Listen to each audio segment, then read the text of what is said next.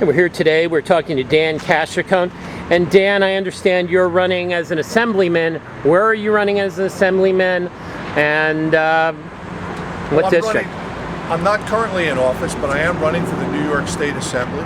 The district covers from the western end of Orange County at Deer Park, Port Jervis, Minnesink, Greenville, down through Warwick, where we are right now, then into Monroe, Tuxedo, and then Ramapo.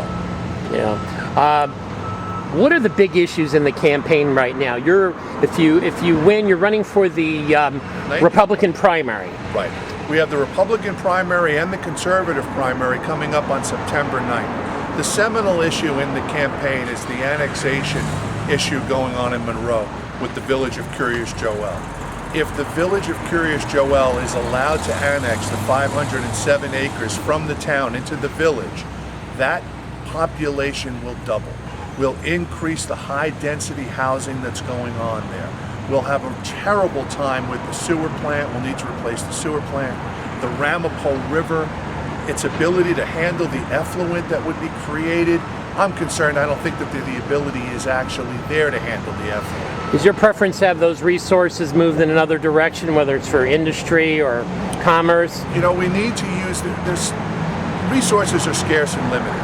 You know, whatever we use in high-density housing, we can't use for high-profit, high economic value industry. If we want to have jobs, if we want to take care of the environment, using all of our resources to expand the village of Kiryas Joel is the worst possible thing that we could do. Yeah, some of the other issues too are there casinos that are coming into the region as well. Aren't they going to, if they ever come in here, aren't they going to be competing for resources as well? They would. You know, and I've got an open mind about the casinos. I want to see what they're going to do in terms of their environmental impact. But again, if you use these resources in a casino, which is a revenue generating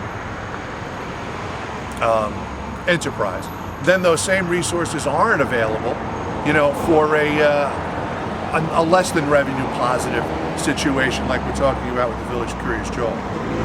Right. Let me ask you this question. What's going on in Albany right now? One of the things that came up that we've looked at and evaluated is the Moreland Commission. Right. Can you tell us what that is and what's going on there and how it would impact really us and some of the issues in Albany? Well, the Moreland Commission was a commission that began by Governor Cuomo in order to investigate corruption in Albany. Then it seemed as soon as the commission started to turn over stones that were finding Cuomo cronies underneath them, the commission was disbanded. You know, I want to see the release of the report that the Moreland Commission did. I want to see the U.S. Attorney, all right, subpoena all of the paperwork. I know that Parit Baraha has already asked that everybody, the U.S. Attorney who's going to investigate this situation, has asked everyone who's collected any information for the Moreland Commission to hold on to it.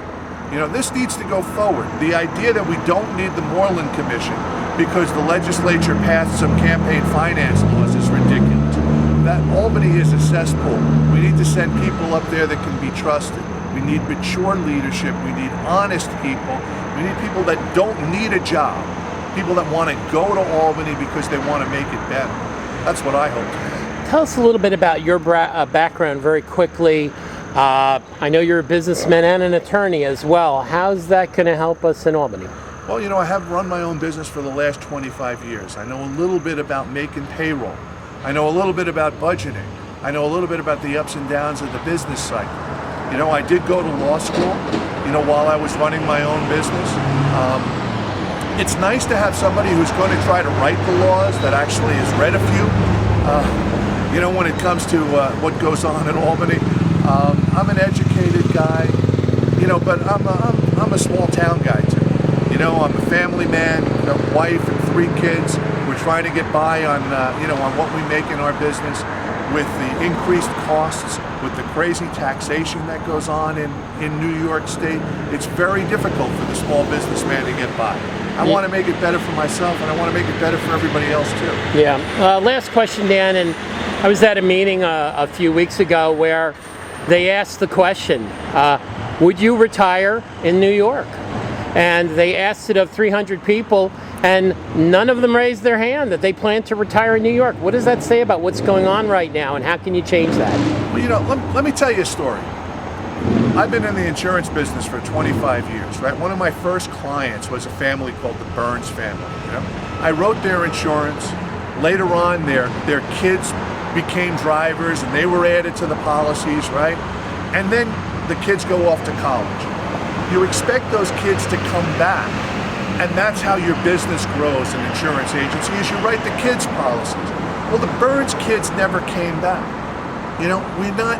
We're losing our young people. Then, as soon as it's possible for people to retire and leave New York, they're going also. We're losing our young, we're losing our old.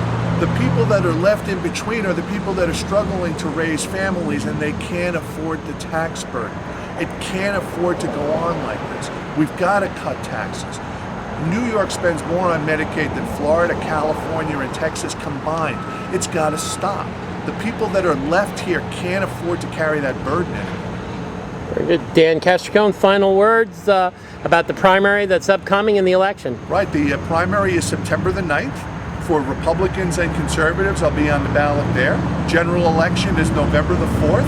I have the support of the good people of United Monroe that are fighting so hard to save their homes and their town. I'll be on the ballot on the United Monroe line in November, along with hopefully the Republican and the conservative lines, if people will come out and vote. Where can we find more information about your campaign online, Dan? It's my name, dancastricone.com. DANCASTRICONE.com. Dan Look it up, and especially on Facebook.